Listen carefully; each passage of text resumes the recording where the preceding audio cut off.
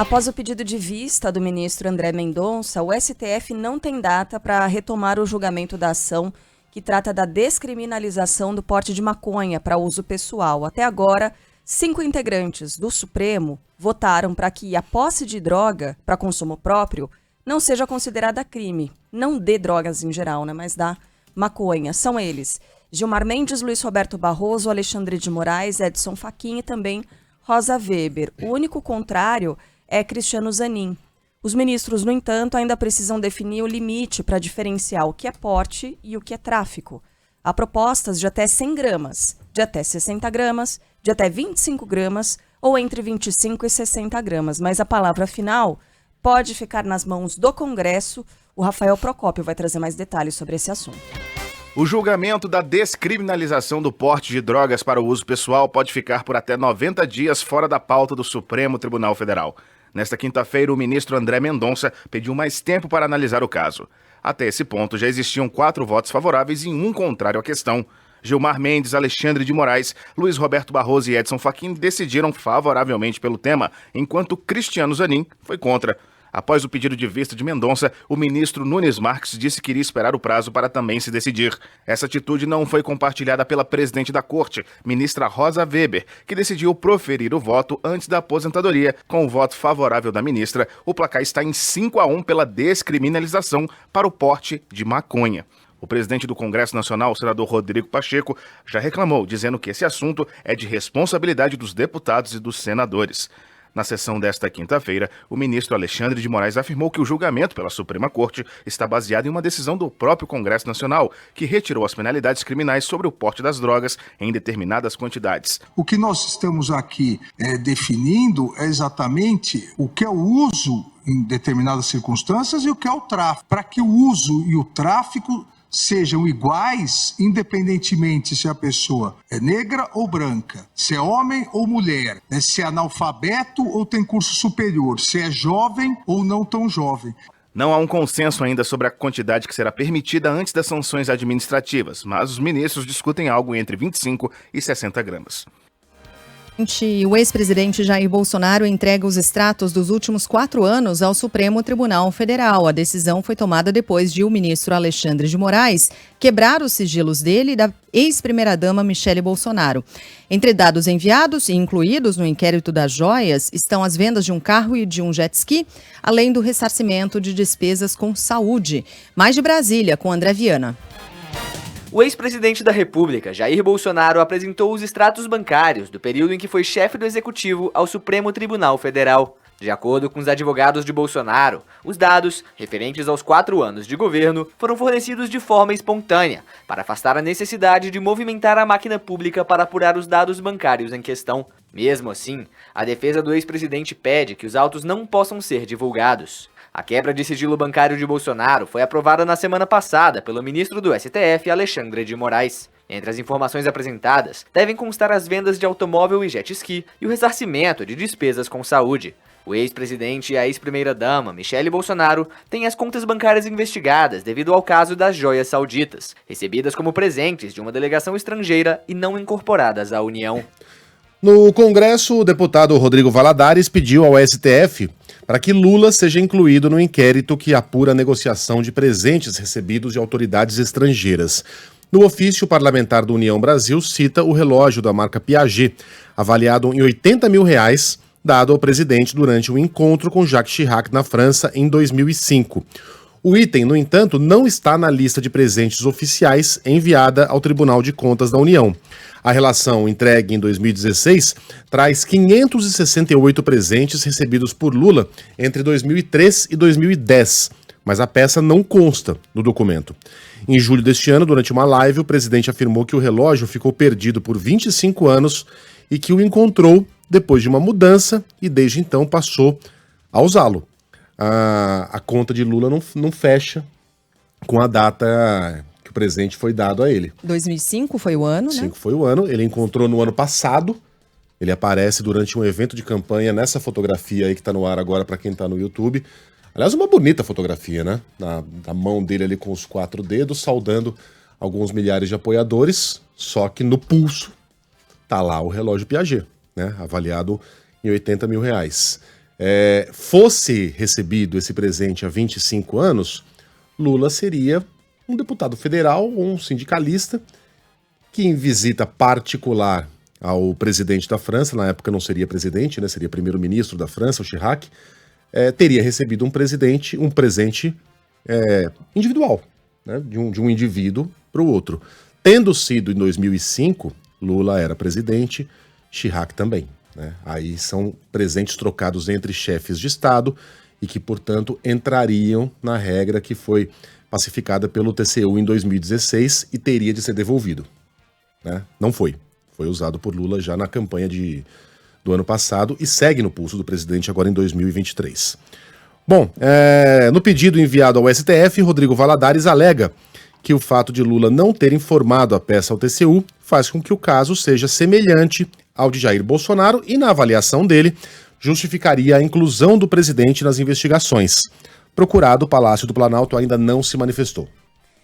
Outros temas. A CPMI dos atos de 8 de janeiro volta a se reunir na semana que vem para tomar mais 2 depoimentos, entre eles do ex-chefe do Gabinete de Segurança Institucional da Presidência, o general Gonçalves Dias, e também do ex-comandante-geral da PM no Distrito Federal, o Fábio Augusto Vieira. Mais de Brasília agora. Ontem teve bate-boca para variar, né? Sessão tumultuada mais uma vez. Quem vai contar tudo pra gente é o João Pedro Melo. Diga, JP, bom dia.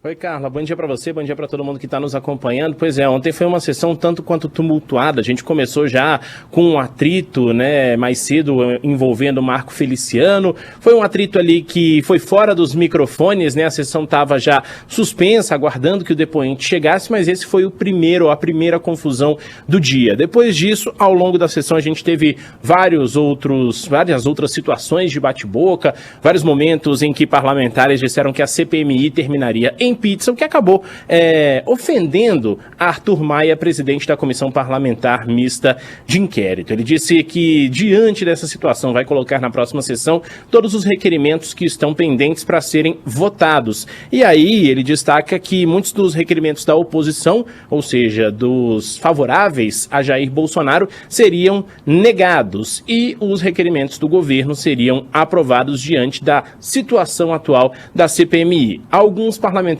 da oposição entraram na turma do deixa disso, pelo amor de Deus, senhor presidente, vamos resolver essa situação de outra forma. E ontem, no final das contas, a sessão foi um pouco mais calma. Só que aí, esse depoimento de ontem chamou bastante atenção. Foi um dos assessores de Jair Bolsonaro, um dos assessores de Jair Bolsonaro, que confirmou ter feito o pagamento de um boleto à família do ex-presidente. Luiz Marcos dos Reis fez a afirmação após ser questionado sobre o tema durante o depoimento à CPMI, que investiga os ataques de 8 de janeiro. Ele é investigado por suspeita de movimentações financeiras irregulares durante o governo anterior. Segundo o COAF, ele tem rendimentos de cerca de R$13 mil, só que movimentou mais de 3 milhões em 1 ano e meio. Ao ser perguntado sobre o tema pelo deputado Rubens Pereira Júnior, do PT do Maranhão, o ex-assessor negou as acusações, só que logo depois acabou caindo em contradição e admitiu o pagamento à ex-primeira-dama Michele Bolsonaro. Da senhora Michele Bolsonaro, o senhor fez algum pagamento? Não. De qualquer que seja o valor? Eu recebia, quando era, vamos dizer assim, para fazer um exemplo. Pequenos pagamentos. Já fiz. O senhor acabou de dizer que não fez. Não. O senhor fez ou não fez? Eu estou falando aqui, eu fiz um pagamento de boleto da filha do presidente do colégio que ela estudava. Pois é, e aí Marcos dos Reis também se disse arrependido de ter participado dos atos antidemocráticos do dia 8 de janeiro, disse que jamais financiou, organizou ou trabalhou por essa questão, e ao detalhar, né, esses atos, o militar relatou que foi à esplanada dos ministérios a convite da esposa. Quando nós chegamos na esplanada, a Força de Segurança Pública, a PM, a polícia, a Força Nacional estava ali do lado do Palácio da Justiça, mas já estava tudo dominado pela segurança. Esse eu vejo o meu erro. E estava a rampa que dá acesso. Ali estava tomado por gente. Eu subi, tirei foto. Realmente foi um momento impensável. Se a senhora me perguntar se eu arrependi. Pois é, e esse depoimento de Marcos Reis também teve uma outra revelação. Ele disse que fez uma transferência de quase R$70 mil para Mauro Cid 2 dias antes do 8 de janeiro, só que essa transferência dizia respeito à venda de um carro e que Mauro Cid deu uma comissão de R$2.500 para ele, só que isso, claro, está sendo ainda investigado. Numa outra CPI, só que essa conduzida pela Câmara Legislativa aqui do Distrito Federal, outro ex-assessor de Bolsonaro deu mais detalhes sobre o caso das joias. Investigado por participação no esquema, Tenente-Coronel Mauro Cid evitou questionamentos e apenas reafirmou o papel dele à frente do cargo. A ajudância de ordens compete prestar os serviços de assistência direta e imediata ao presidente nos assuntos de natureza pessoal, em regime de atendimento permanente e ininterrupto, em Brasília ou em viagem. Receber as correspondências e objetos entregues ao presidente da República, em cerimônias e viagens, encaminhados aos setores competentes. A gente só tem que lembrar o seguinte, que Mauro Cid era o cara que estava ali na antessala do presidente da República e os outros que estão sendo investigados, aí a gente tem o Crivellati, tem também o Marcos dos Reis, eles ficavam no subsolo do Palácio do Planalto, diziam que atuavam somente nos momentos de viagens do presidente ou nesses outros assuntos que o presidente não podia sair, obviamente, do Palácio para resolver. Além de Mauro Cid, essas investigações da Polícia Federal apontam também participação do pai dele, o general Lorena Cid, na venda dessas joias presenteadas a Jair Bolsonaro. Esse é um assunto que ainda vai movimentar muito aqui o noticiário de Brasília e na semana que vem tem mais CPMI. Mas sabe que me traz um certo conforto olhar para essa imagem e ver João Pedro Melo com uma camiseta e não terno, gravata e paletó. Ah, mas tá na arara. Né? Não é comum, hein? Não é comum. Pois é, sexta-feira, então é sinal de que a sexta-feira é mais tranquila. Também ontem, né, assim JP, só para registrar, ontem teve bate-boca da Elisiane Gama e do Marco Feliciano nessa mesma CPI, mas assim, são assuntos laterais e que nem merecem o nosso destaque, dá a impressão que isso acontece muitas vezes, né, para chamar justamente a atenção para que essas pessoas ganhem holofote ali nessa investigação que atrai tanta atenção, não só da imprensa, de todo mundo, né, as pessoas querem saber quem é que financiou, por que é que tudo isso aconteceu no dia 8 de janeiro. Mas aí algumas figuras aproveitam para tentar aparecer a qualquer custo, né, João Pedro? É, exatamente. Esse bate-boca da Elisiane Gama e do Marco Feliciano, ele foi um bate-boca demorado, mas não tinha nenhuma relação com o tema da CPMI. Foi totalmente lateral, como você disse. E era uma questão ali em que foram dedos em riste, palavras de baixo calão, coisas que nem vale de fato a pena a gente citar. Só que foi um bate-boca em que Marco Feliciano começou dizendo que ele não tinha o direito de fazer a livre expressão, né? E aí fez uma série de justificativas, falou a respeito de como é a atuação dele como parlamentar, que ele é um cara que está há muito tempo no Congresso Nacional e etc, para tentar justificar o fato dele ter faltado com respeito como a deputada um pouco mais cedo.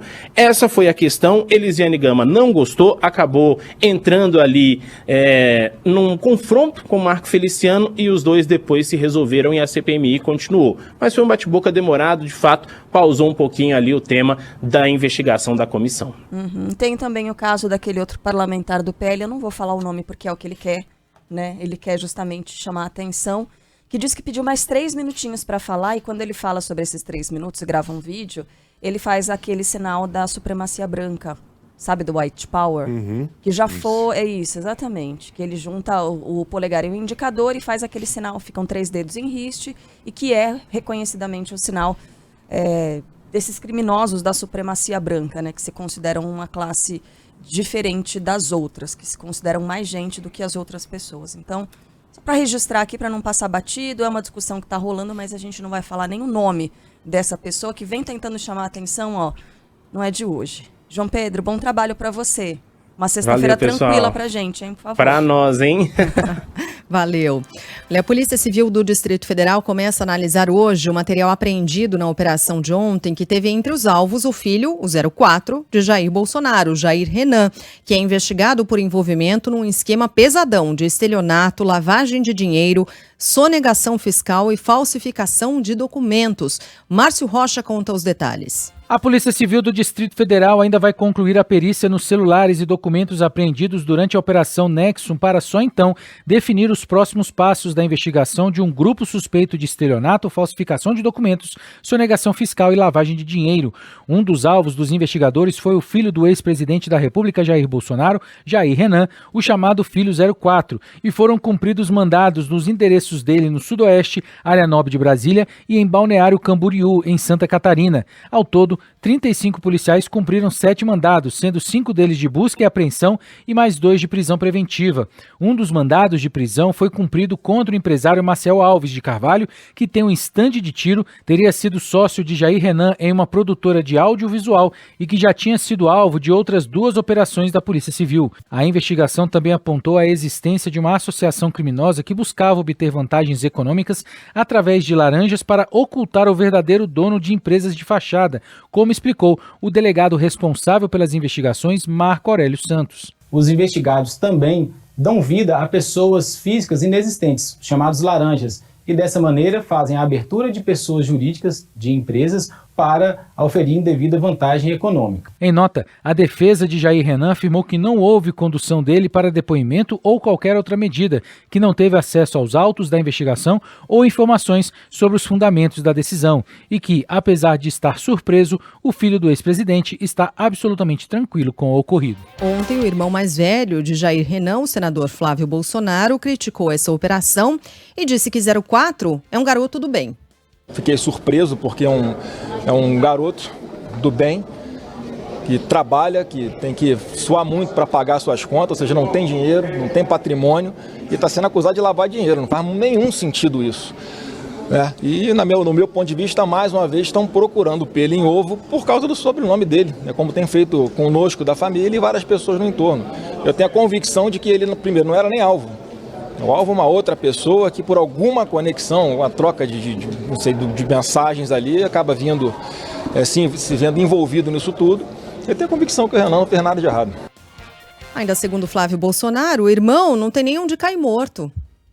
É uma pessoa que não tem onde cair morta e está sendo investigada por lavagem de dinheiro. Não faz muito sentido isso, né? E eu espero que esse critério seja usado para todos. Investigadores procurando pelo novo, ou seja, mesmo sem ter nada, independente do sobrenome. Tomara que isso vire uma prática agora, porque, ao que parece, é mais uma vez uma perseguição desenfreada em cima de Bolsonaro e todo o seu entorno. Jair Renan é um garoto do bem que não tem onde cair morto? Vamos ver. O Jair Renan abriu uma empresa com a ajuda de um lobista investigado pela CPI da Covid. Estou falando aqui do Marconi Albernard Faria, que é um dos intermediários da Precisa Medicamentos. A Precisa Medicamentos, vocês devem estar fazendo assim agora, Precisa Medicamentos, é aquela empresa que intermediou a compra que acabou não se concretizando graças à atuação vigilante da imprensa da vacina Covaxin. Lembra? $1 por dose? Aquele superfaturamento absurdo de mais de 1 bilhão, que ainda bem não se concretizou, mas estava com dinheiro na agulha já para ser transferido para a compra dessa vacina.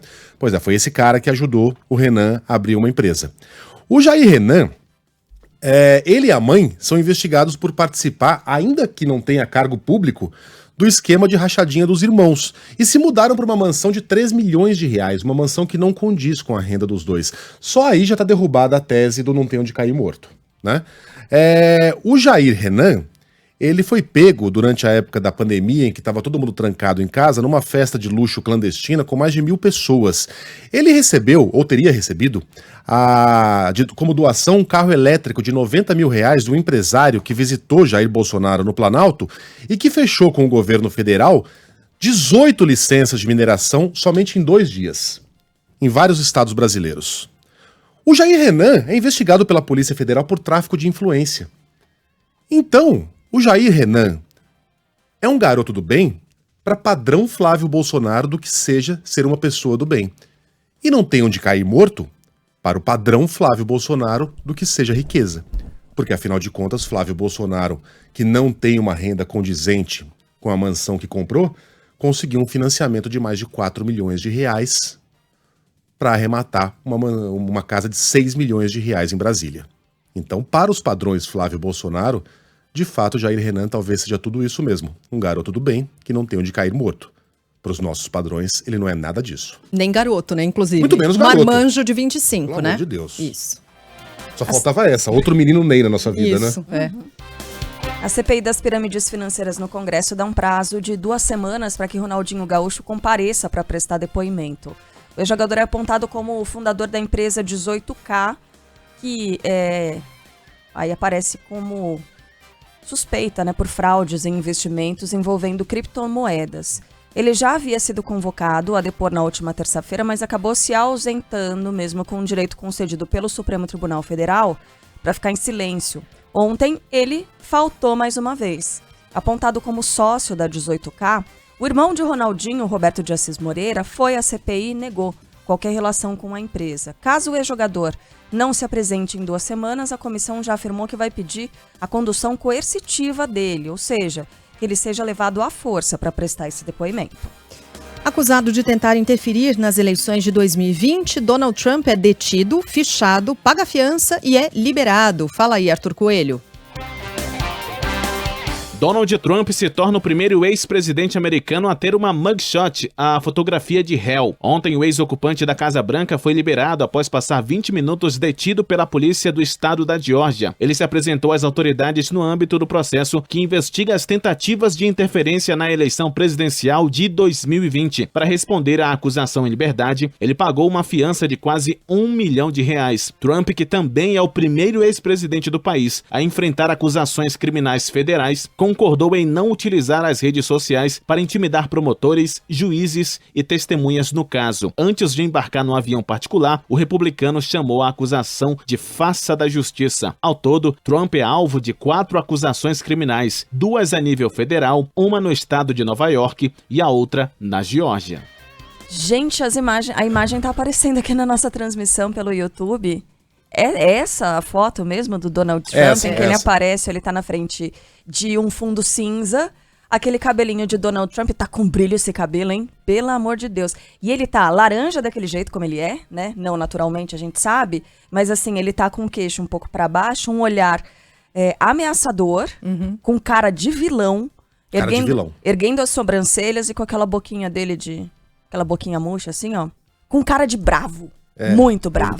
Ele tá tensionando os lábios. Isso. ali. No estilo Rudolph Giuliani, né? Que era o advogado dele, que já admitiu, inclusive, que mentiu em relação à contagem dos votos lá na eleição americana. O ex-prefeito de Nova York, né? O Rudolph Giuliani era prefeito de Nova York na época dos atentados de 11 de setembro. E depois aderiu completamente ao trumpismo. Então o Trump tá recebendo as boas-vindas da turma, porque vários de seus aliados, estou vendo aqui uma reportagem do Wall Street Journal, também já tiraram fotografias parecidas. E o Giuliani tinha adotado o mesmo estilo, né? Cabecinha para baixo, olhar ameaçador, aquele cara que se você vê na calçada, você atravessa a rua, né? E vários outros optaram por sorrisos. Mas a turma do Trump está conhecendo a experiência de tocar piano na delegacia, né? Dessa vez foi o presidente. Eu desconfio. É que fotografia você tira uma vez só, né? Que é para ficar arquivado. Então, mas a experiência da delegacia, da fiança, do julgamento, essa Donald Trump ainda vai viver bastante. Acho que ele treinou bastante para fazer essa cara, né? Que a cara dele hoje é essa, né? O Trump já foi um cara bonito. Procurem aí. Não tô falando sobre eu tô dizendo a expressão que ele fez. Porque essa é uma expressão milimetricamente pensada e planejada, né? Essa cara, essa sobrancelha, isso assim, tá meio de lado ali, um ângulo exato para ele parecer ainda mais ameaçador. Pra mim isso aí foi... já treina, hein? Isso aí ele treinou bastante. Eu não sempre digo aqui que com os anos a pessoa vai ganhando a cara que merece. Donald Trump é um deles. Bom, vamos seguir aqui, voltando para o Brasil, porque o tempo virou, pelo menos no Sudeste, né? A região metropolitana de São Paulo, o litoral norte do estado também sofrendo por causa dos estragos, a ventania deixando muita gente sem luz ainda em São Paulo, e o Lucas Belotti está por aqui para trazer essas informações. Ontem à tarde a coisa ficou feia, hein, Lucas? Bom dia para você. Bom dia, Carla, para você, para os nossos ouvintes na região metropolitana e principalmente no litoral norte do estado de São Paulo. Só para os ouvintes terem ideia, o Instituto Nacional de Meteorologia registrou rajadas de vento na faixa dos 65 km por hora, em média aqui na Grande São Paulo.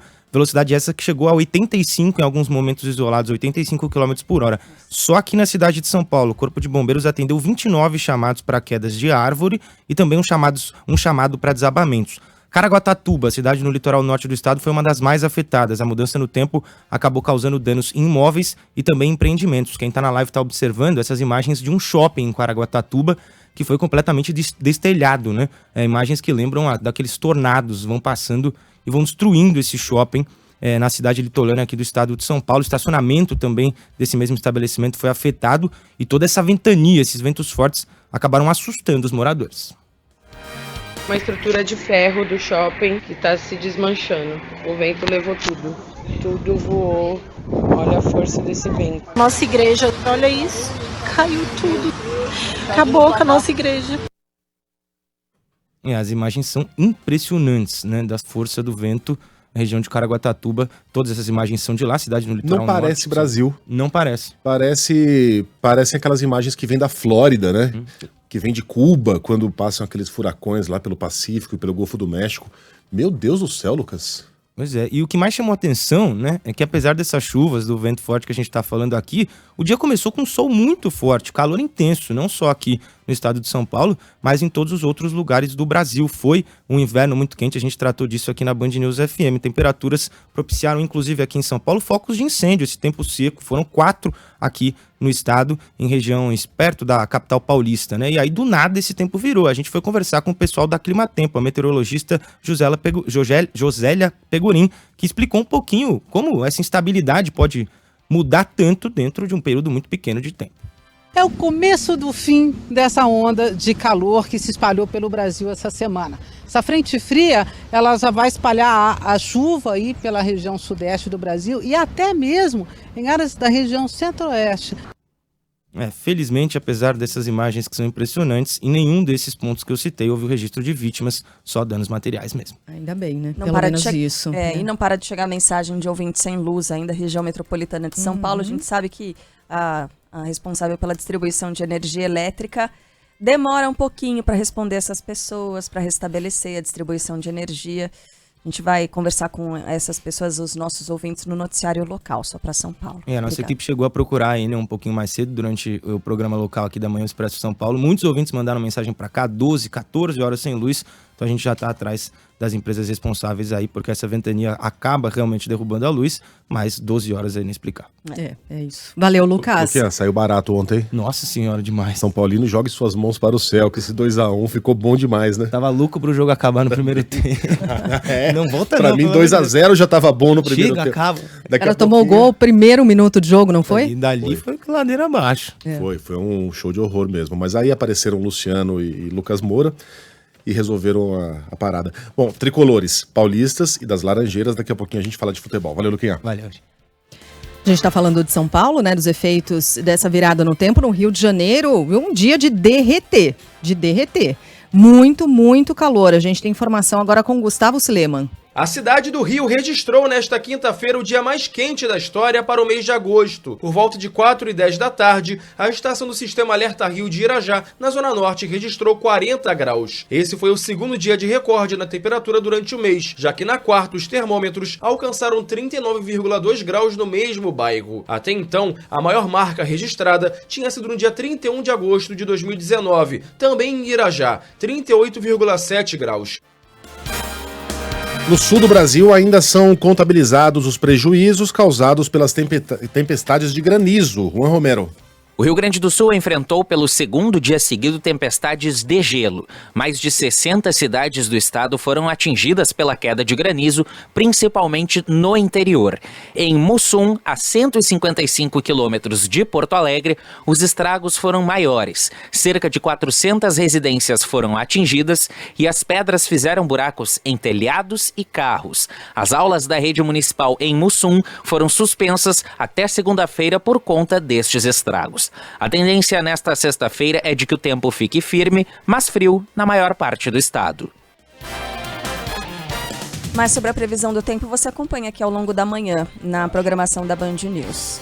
A gente volta para o Rio de Janeiro porque os 4 PMs envolvidos na morte de um adolescente em Cidade de Deus são indiciados. Sim, né? Há essa informação de que esse adolescente ele não tinha envolvimento com tráfico e uma arma foi colocada ali na cena do crime. O José Paulo Sobral tem mais informações. A Corregedoria da Polícia Militar indicia os 4 agentes envolvidos na morte do jovem de 13 anos durante a operação na Cidade de Deus, na zona oeste do Rio. Os militares vão responder por fraude processual, omissão de socorro e descumprimento de missão. O Ministério Público e a Polícia Civil também investigam o caso, que aconteceu na madrugada do dia 7 de agosto. A corporação já havia afastado os agentes das ruas provisoriamente até o fim das investigações. Na ocasião, a PM afirmou que 2 homens em uma motocicleta atiraram contra os policiais e houve confronto. Após o tiroteio, Thiago Flauzino, de 13 anos, foi encontrado atingido e não resistiu aos ferimentos.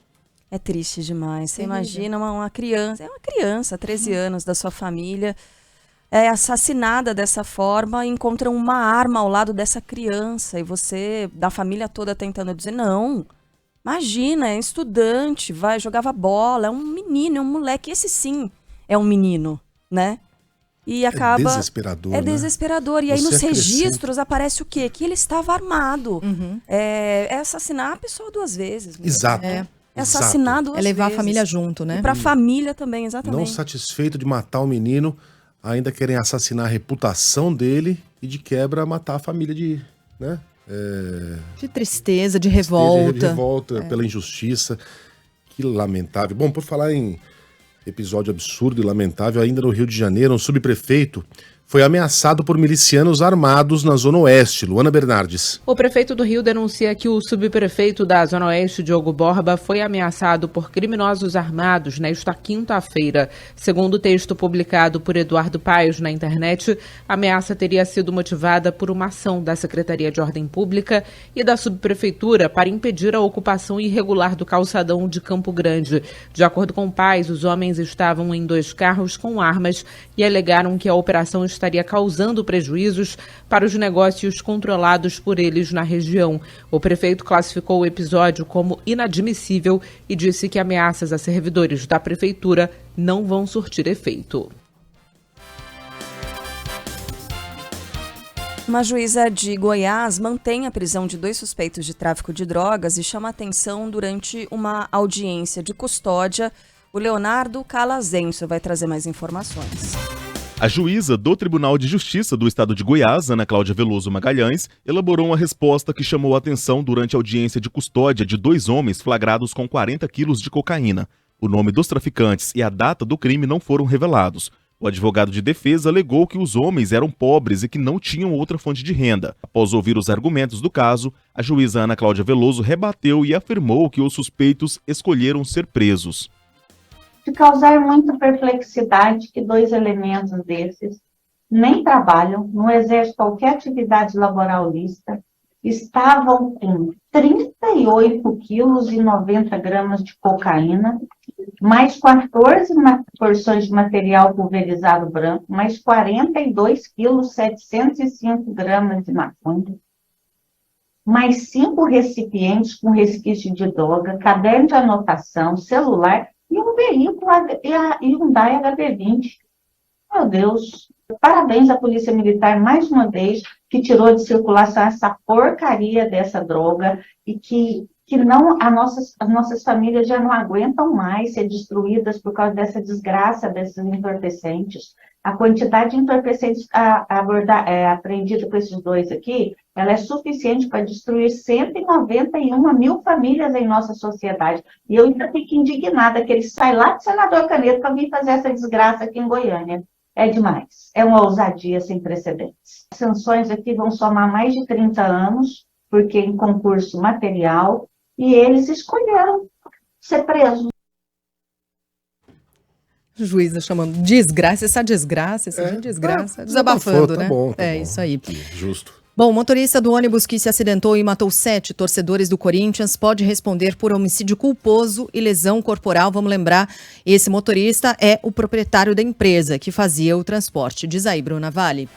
Uma perícia preliminar da Polícia Civil indica que o ônibus que se acidentou no último fim de semana na rodovia Fernão Dias, matando 7 pessoas, estava com problemas nos freios antes da batida. A informação foi divulgada pelo delegado Elton Cota. Foram constatadas também no local algumas irregularidades nesse ônibus, tais como ausência de autorização da NTT para a condição de transporte de passageiro interestadual, pneus com desgaste acima do limite permitido, ausência de cinto de segurança em alguns bancos. A polícia também confirmou que o motorista havia gritado antes da batida que perdeu os freios. Entre hoje e amanhã devem ser ouvidos os passageiros que permanecem internados em hospitais da Grande Belo Horizonte. Os demais passageiros serão ouvidos com a ajuda da Polícia Civil de São Paulo.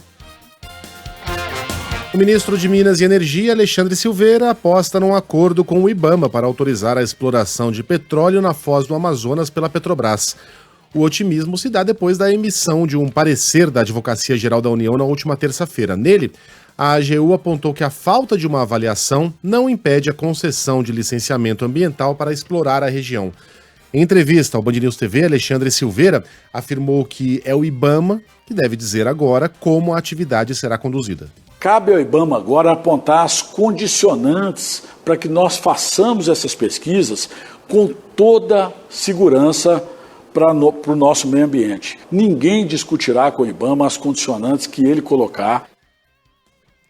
A recusa do IBAMA em conceder a licença para a perfuração do poço em maio gerou um impasse no governo federal. A ministra do Meio Ambiente, que é contra, alega que a exploração teria um impacto ambiental e social negativo ao norte do país. Na última terça-feira, durante a audiência no Senado, Marina Silva descartou um possível recuo do IBAMA na questão e ressaltou que a decisão deve ser técnica e não política. Não havia uma controvérsia entre o Ministério do Meio Ambiente e o Ministério de Minas e Energia, porque nós nunca dissemos que é condicionante, né? E digo, né?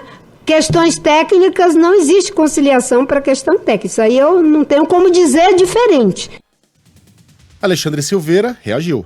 Nós queremos acreditar no diálogo, eu acho que foi um primeiro momento a manifestação da ministra, até porque o dia que qualquer ministro de Estado puder autonomamente, isoladamente dizer não, eu não dialogo mais, tem qualquer coisa errada, deixou de ser governo para ser uma decisão individual.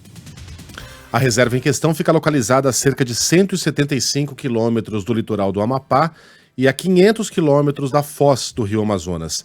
O local é considerado uma espécie de novo pré-sal devido ao potencial petrolífero gigantesco que pode promover desenvolvimento econômico na região norte do Brasil. Destaque do esporte, o Fluminense vence o Olímpia e abre vantagem na briga por uma vaga nas semifinais da Libertadores. Fala Helder Martins. Na noite desta quinta-feira, o Fluminense recebeu o Olímpia do Paraguai no Maracanã e venceu por 2-0 no jogo de ida da fase de quartas de final da Copa Libertadores da América. O primeiro gol do tricolor carioca foi marcado pelo volante André, enquanto o atacante Germancano deu números finais à partida. No jogo de volta, que acontece na próxima quinta-feira no estádio Defensores del Chaco, o Flu pode perder por 1 gol de diferença, que avança para a próxima fase. Antes, o time do técnico Fernando Diniz joga pelo Campeonato Brasileiro, próximo domingo, às 6h30 da noite em Curitiba contra o Atlético Paranaense. Pela Copa Sul-Americana, o São Paulo perdeu para a LDU em Quito e precisa agora vencer no jogo de volta. Aline Fanelli.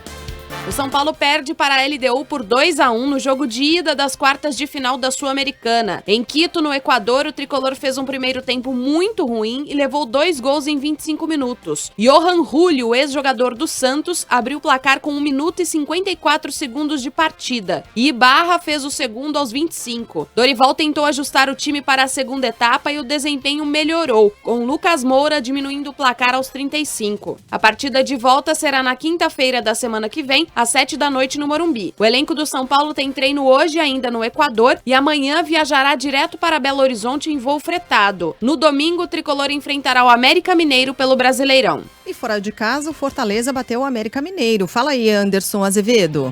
Com 2 gols de Guilherme e 1 de Tomás Pochettino, o tricolor de aço largou na frente nas quartas de final da Copa Sul-Americana. Vitória por 3-1 para cima do América Mineiro.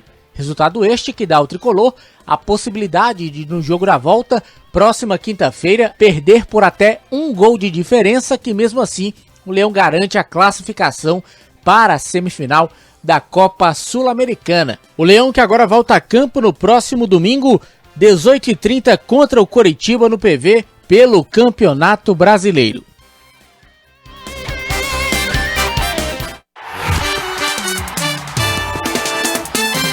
Futebol, com Milton Neves. Oferecimento Ihara. Agricultura é a nossa vida. Hotel Terras Altas. Lazer, diversão e gastronomia pertinho de você.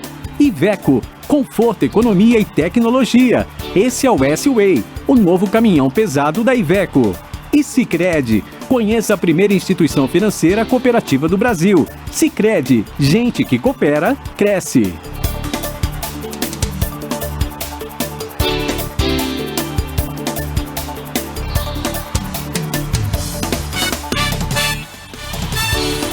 Fala, Milton, bom dia. Como é que vai, meu caro, cada dia melhor, maravilhoso apresentador, prêmio tudo, hein? Não. Você tá numa fase, hein, Megali? Eu tô longe de vocês aqui, viu? Mas né? Eu escuto pela internet, a Bandeirantes é a minha, entendeu? E a Carla Bigato, Sheila Magalhães, nossa primeira-ministra da Band News FM. Vamos aos 3 jogos importantes de ontem. Do São Paulo, hein? São Paulo perdeu da LDU lá. Dá pra reverter na volta, entendeu? E o Fluminense passou pelo Olímpia, fácil. O bom América Mineiro recebeu Fortaleza, rapaz. Mas perdeu 3-1. Porque realmente o Fortaleza tem um técnico espetacular. É isso. Grande abraço pra vocês, direto aqui de um lugar longe pra burro. Mas se Deus quiser, na semana que vem estarei por aí. Tchau.